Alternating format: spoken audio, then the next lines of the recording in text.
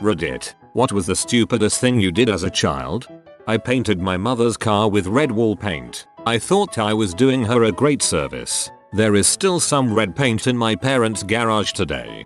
I once drew a little picture on the armrest of my dad's designated dad armchair to make it pretty and make the experience of sitting in it more pleasant. He yelled at me and made me scrub it off. He's realized his mistake since then and apologized, and we're able to laugh about it now. But man, I was distraught at the time.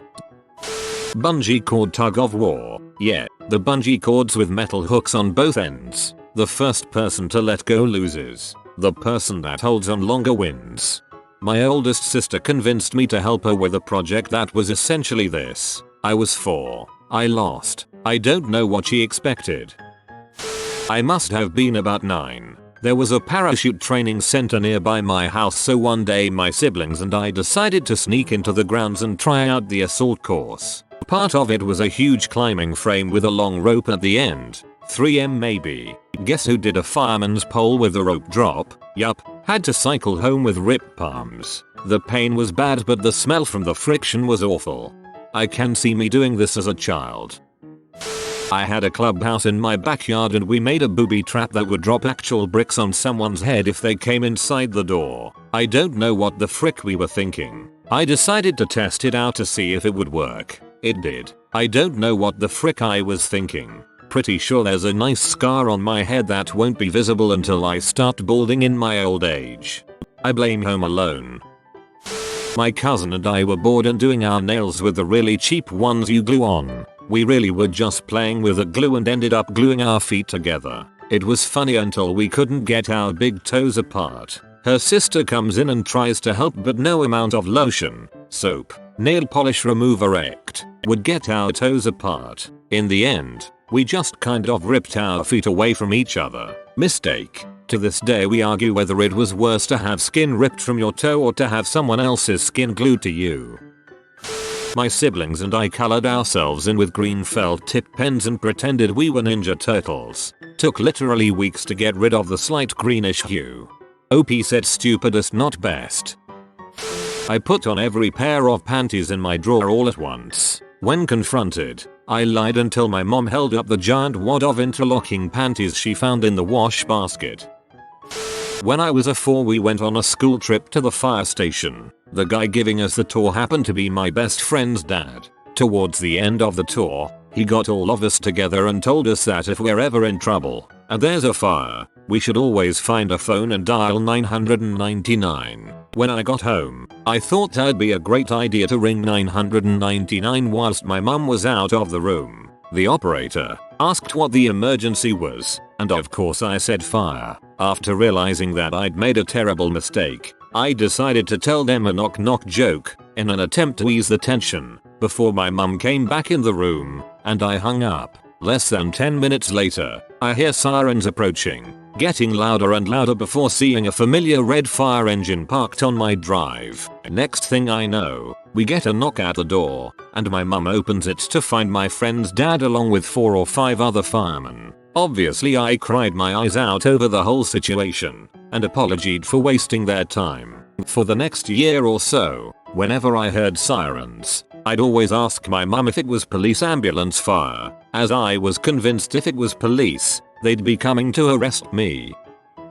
I used to have slight problems with anal leakage as a young child. I found out later in life that it was due to a pretty severe anal fissure and I had to get surgery to repair it. But since my parents were unaware of this at the time, they were under the impression that I was just not wiping myself. I would get in trouble each time my mom would wash my clothes and see that I had streaks in my underwear. So, I started hiding the worst of them in the walls of my bedroom, and that seemed to be a permanent solution. Fast forward to about 20 years later, my dad now owns the house and we're remodeling it to sell it. And I hear my dad yell "what the heck" from across the house. I go into my childhood bedroom and he's unearthed roughly 20 pairs of tighty whities that are most eroded and dust ridden. I had forgotten all about this by now, but all the memories come rushing back to me in that moment and I had a good laugh. I painted my windowsill with nail polish. My mom, while she was cleaning it up, asked, "What Did you just sing a freaking song and paint your windowsill for no reason? That's exactly what I did. So when I first started teaching, one of my principals informed me that you can ask a kid why they did something, but they will usually answer I don't know. The truth is, they truly don't know. They had an idea and acted. Kids' brains aren't fully developed obviously, but they can't quite think through all decisions yet. Jumped out of a moving van when I was 7. My mom's friend left me and her daughter alone in the van while she went to go get my brother and her son. She left the keys in the ignition and the daughter decided she wanted to drive. The car starts rolling backwards and I start freaking out because I didn't want to be in a moving car driven by a 6-year-old. I opened the sliding door and jumped out. Thankfully we weren't going very fast and I only got a few cuts and bruises. For some reason I was the only one that got in trouble when the mom came back. The van luckily didn't hit any other cars and ended up in a small ditch. My parents left 3 of us in the car unattended, all around the ages of 5-7 probably. We were in a parking lot, but I can't remember where we were. I decided to jump in the front and play with the car. I put it in reverse, or neutral, and the car started rolling back. Parents came back just in time to stop the car. Luckily we didn't hit anyone. They learned a lesson that day, as did I. So I was around 4-5 years old and there was an outlet across the bedroom, about 5 feet, from my brother and my bunk beds. Well, one day I was attempting to unplug a cord from said outlet and it was stuck. I then thought my 4-5-year-old self that a knife would be the perfect tool to pry out the cord. I then proceeded to stick a knife in the outlet and pry out the plug. It was quite a shocking realization that it was a bad idea. I have a slight memory of my body getting thrusted backwards onto the bottom bunk. Ultimately it blew the fuse, and it blew it so hard the fuse melted. My father was a school teacher and gained so much joy of retelling this story and to show everyone the fuse that had melted. I stuck a fork in an electric outlet as a kid, so at least you're not alone in this. Still kind of scared of electricity. Not me, but my dad. When my father was a child, probably about 5 or 6, he had a favorite shirt. He was obsessed with this thing and wanted to wear it 24/7. My grandmother, being prim and proper, would never let him wear shirts that were not ironed. He eagerly awaited my grandmother ironing his freshly laundered shirt one day. She finished and passed it to him, then turned around to grab something else. My dad was so pumped that his shirt was ready that he reached up, grabbed the iron and gave it a big fat kiss of appreciation. The results were as predictable as you'd expect. Source: my grandma. I was once biking to school and the front mud flap of my bike was slightly bent, so it was scraping against the wheel. Instead of stopping, I tried to correct it during travel by pushing it with my foot. My foot got snagged in the wheel, which promptly stopped rotating and caused me to front flip over the bike. First thing to hit the asphalt were my teeth, 2 of which snapped in half. My brother used to grab random women's butts when he was a toddler. He was learning how to walk and he would go at full speed to an unsuspecting lady and grab her butt with 2 hands. He was an butt man from day one. I've posted this before, but here we go. The year was 1997. I was 6 and in the 1st grade. We just came in from recess for some story time. As we sat on the floor, listening to the story, a thought crossed my mind. What if I take this small playground pebble that was just stuck in someone's shoe and put it in my ear? So I did that. I put it in and took it out twice. When I put it in the 3rd time, it didn't come out. First attempt at removal was the pointy end of my number 2 pencil. I figured I could get good leverage that way. The attempt failed. Second attempt was my mom angrily using tweezers at home after my sister told her I had a rock stuck in my ear, despite my pleas to not tell mom. Third attempt was the emergency room doctors using fancy tweezers after having to strap me to the exam table bed because they were hurting me so badly. This resulted in the rock being further pushed into my ear and causing damage to my eardrum. Fourth attempt was the ear nose throat specialist who knew when to stop trying as I resisted from discomfort.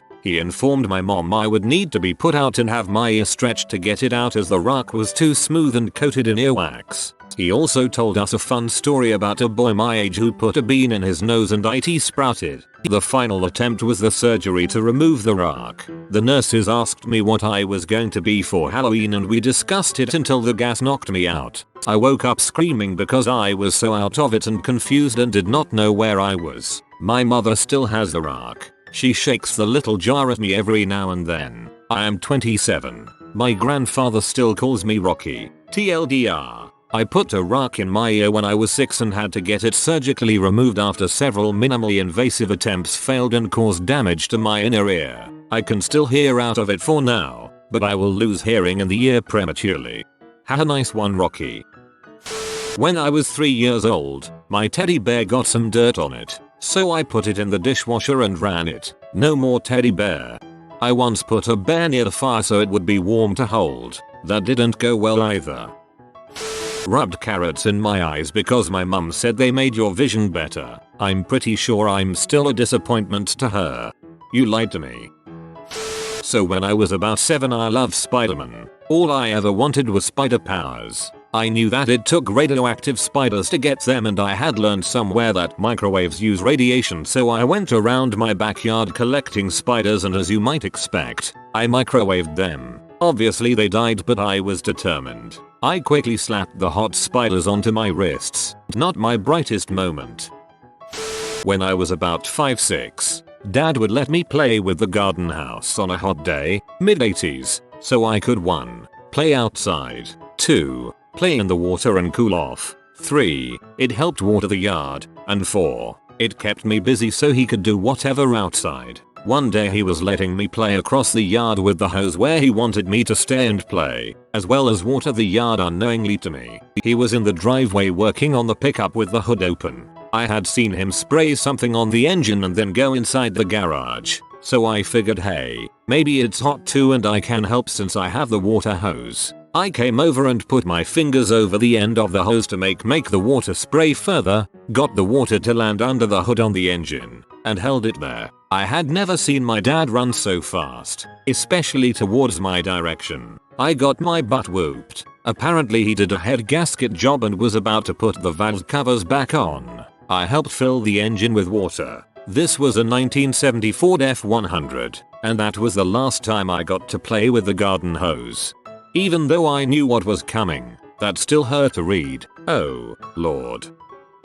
When I was about 10 YO, I spread the rumor in school that my parents are badass drug dealers because I thought it was cool. Resulted in a lot of conversations with the headmaster, several teachers and the school psychologist and me washing my dad's car for 6 months. I thought that if I held the blades in the blender and then turned it on I would be able to keep them from spinning. My experiment proved that hypothesis incorrect.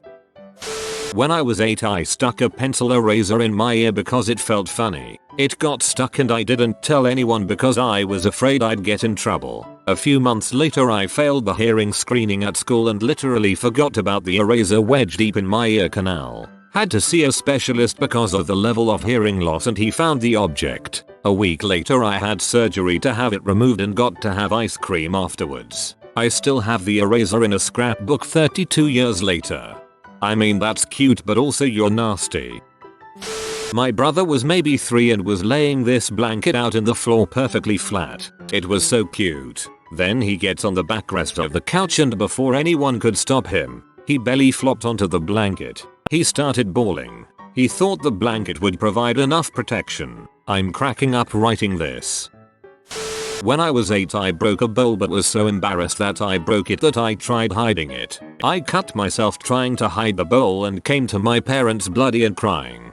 One time we were at my grandparents' house and after a while we started wondering where my sister, age 5, was. Turns out she had broken a bowl and was busy hiding the pieces in a wardrobe upstairs. Okay, so as far as I had known, I had never been allergic to kiwis. Cue little me, reaching up into the fruit bowl to get a kiwi, and inhales it. Tastes good, but then suddenly I feel burning, itching and my throat closing up. Only logical thing to do, obviously eat another one, because it didn't hurt as I was eating it. Hospitalized. Same thing happened to me. I had kiwis before. Then one time when I was like 5 I ate a kiwi and my lips swelled up so much they cracked and bled. Haven't had a kiwi since. I really want to eat one again. For reasons that are still a mystery, I went on at length about my grandpa's problems with constipation in a conversation about cute guys in our school. When I was around 7 I woke up early in the morning before anyone else and snuck downstairs with the crazy thought of I wonder what would happen if I put tweezers in a wall socket, so I did. And it started sparking and smoking and I ran back upstairs and got back into bed without telling anyone. Luckily it didn't catch fire and we were all safe. So, freaking stupid. Little brother did something similar to this. Breaker tripped and I was able to reset it because the box was in my room. The problem was that the wall he did it on was shredded by my mother's room. Her alarm was plugged into that wall. I got to sneak in and reset her clock and alarm while she was sleeping. It felt like Mission Impossible. Swung on shower rod with soapy hands. Lost grip and flew across bathroom. Got leg stuck in toilet knee deep. 911 was called and fire rescue crews came to smash the toilet. I was famous in the hood. I would not have been able to keep my crap together having to rescue a child knee deep in a freaking toilet. It's nearly 3 AM and the visual has me laughing close to the point of tears on mayo. Tried to get a tan to impress a girl I thought liked me and wound up with a blistered, weeping, 2nd degree sunburn. Most painful thing I've ever experienced. And it turns out she wasn't interested. So, burned twice, haha. I stopped trying to impress women due to stuff like this. I now just hope they come to me. Worked as many times as impressing them did zero. Well, I am white, but my aunt married a black guy who had hair. Just after Space Jam came out, I was 4-5 I would point to black people and call them either Michael Jordan or Uncle. Name. My whole family loves to remind me of the months when they couldn't go in public with me. I live in Detroit. There are a lot of black people here. Walking down the street. Hey, Michael. Hey, Uncle. Name. I had a habit of standing up under tables I was taller than, and not just slowly getting up from a seat under a table, but quickly standing up like I had somewhere to be as a 9-year-old. OMG, I got a concussion when I was like 10 because I was playing manhunt and stood up under a porch I was hiding under. I'm an idiot. My family was at the Orlando airport, and my 5-year-old brother wanted a root beer. I was a bored 12-year-old, so my mom gave me $5 and told me to take him down the hall to a fast food place to buy one. Well, that place didn't have root beer and neither did anywhere else, but I was sure I'd seen a vending machine on the way into the building. My brother and I walked the wrong direction through security. How did no one notice and stop us, and ended up back near the entrance? No vending machine, just the crushing realization of what I'd just done. It was May of 2002 and post 9/11 security was intense and not about to let us through without boarding passes. We only had about 30 minutes until our flight, so I rushed over to the Delta desk and managed to talk to an absolute son of an airline employee who, after learning what had happened and that we had no IDs with us, verified our birthdays and personally walked us over to who I could tell was a very carefully chosen SAR employee who let us back through security and delivered us to our sobbing, frantic parents. No root beer, but we made our flight and my parents were so happy we hadn't been kidnapped that I didn't even get in trouble. Honestly, 12-year-old you might have had a big frick up that day, but he sure handled it like a grown butt man. Props to you. I filled the tub up with water and put one of our fish in it. I thought the fishy would like to swim this new, big tank. I watched it swim around for a long time with a huge smile on my face. Afterwards, I put the fish back in the tank. It died later. I had no idea that fish need to be acclimated to new aquatic environments, and the tub is definitely not the best environment for a fish to live in. I got in a lot of trouble for that. I was 7 years old and I took a crap in the shower because I was worried that my mom would be mad about a wet floor and toilet. Holy crap, I did this too. When I was about the same age, the shower drain cover in my parents' shower came off and the pipe was big enough to accept a turd. Hence I squatted, positioned and started squeezing one out. My mom rounded the corner and stared me in the eyes right as I pinched it off. It was the only time I've ever seen true horror in her eyes. Me and the neighborhood kids used to take a crap on a railroad track and then run like heck when the train came. Great times.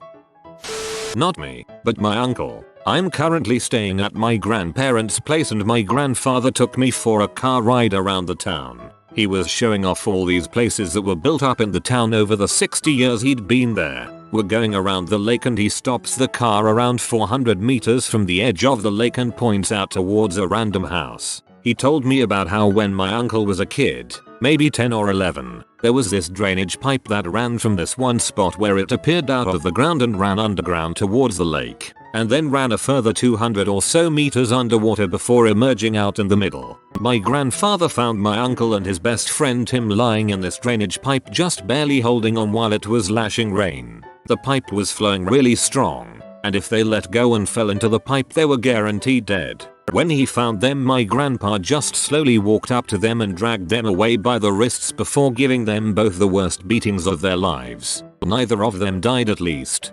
Similar story was told about my grandpa at his funeral. Got sucked through a large culvert as a teenager. My great uncle said they went back and floated something through. Took 4 minutes to get to the other opening. I'm guessing he managed to swim and it took less time. But dang crazy how 50 or so people would never have been born if he didn't luck tough out. Assuming that peeing after pooing will do the cleaning that toilet paper would not recommend. Same. I assumed that the pee washed my butt. Then I mentioned it casually in a conversation with my mom and she was horrified.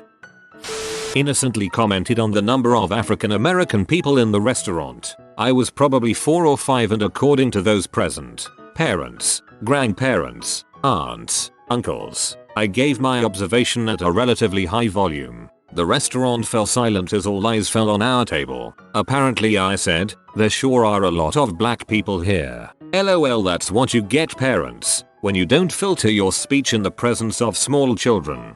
When I was very young, I hated the doctor's office and the one doctor who gave me shots. So to my mom's horror, I was known to scream, I don't want a black doctor in the waiting room of said office. My doctor was a white man with black hair. Put a .22 rifle bullet in the fire to see what would happen. I still remember the ping of a piece bouncing off the wall near my head. Heck, when we were teenagers and my friends were over, I would set a .22 shell on the electric stove burner and turn it on for a fun surprise. No one ever got hurt, but after noticing shrapnel in the cupboard next to the stove I started prying the bullet off first. The cap would still make a nice little bang and it cut down the chance of someone losing an eye. When I was 10 I went to a week of overnight camp with Girl Scouts. One of my tent roommates was outrageously afraid of bugs. She would run, shriek, and generally freak out anytime she saw so much as a fly, and I'm not even exaggerating on that. This was kind of a problem at summer camp, but she was a really nice person in general. It was around twilight in the evening. I found a garden snake on the trail on my way back from the latrine, about 20 yards from the tent. Under the idea that, well, she's afraid of bugs, not snakes, I brought it back to the tent to show my other friend. Turns out she was also afraid of snakes. Who would have thought? This poor girl got up, screamed, and ran out of the tent, across the little tent neighborhood we had, and all the way to the counselor's tent. She was still screaming when they came out. My dumbass self decided to run after her and make sure she was okay, still holding the freaking snake, who was probably equally freaked out by this point. The adults ran out of the tent looking pretty panicked, which was reasonable, considering the screaming. They took one look at me standing there like an idiot with a tiny snake, and my roommate shrieking her head off, and immediately yelled at me to go put the animal back. That's how I gave my roommate a panic attack, got chewed out for picking up snakes, woke up the whole campground, and learned not to toe the line with people's phobias. Nicole, if you see this, I'm really sorry. Having an imitation sword fight with my brother using baseball bats, except his was wooden and mine was plastic. I ended up with a broken bat and a broken arm. Good ole Lucille never loses a fight. I must have been about 7 years old, and I was staying with my aunt and uncle on their farm, out in the middle of nowhere in the 80s. There wasn't really much to do to pass the time, so we had to invent games, see where that took us. This fateful day, the game was try to scare the cows in the adjoining field. We tried sneaking up the fence and shouting. We tried pretending to jump over the fence. We even tried a swear word that my sister overheard once. Cows did not give a crap. I took a crack at it. I tried the previously failed pretend to jump the fence tactic, but my twist was to actually jump the fence. What a maverick. Turns out, white kids can't jump and my thighs collided with the barbed wire top line of the fence. the metal barbs hooking into my flesh and securing me. Momentum carried the rest of my body over, but not so much as to free me. I hung there, the little shards of steel slowly dragging along my legs as gravity worked her magic. The good news is, I got to sit in my uncle's comfy chair, which I'd never been allowed to sit on before. It had extendable leg rests, which was super fancy in those days. The bad news is, I still have a bit of a scar on my thigh, a wee white diamond. But, it really not a very impressive scar, so most people don't fully believe the story, even when I prove it. Holy crap, ow. If you are new to the channel, you can subscribe. I publish new videos every day. Until then, check another video.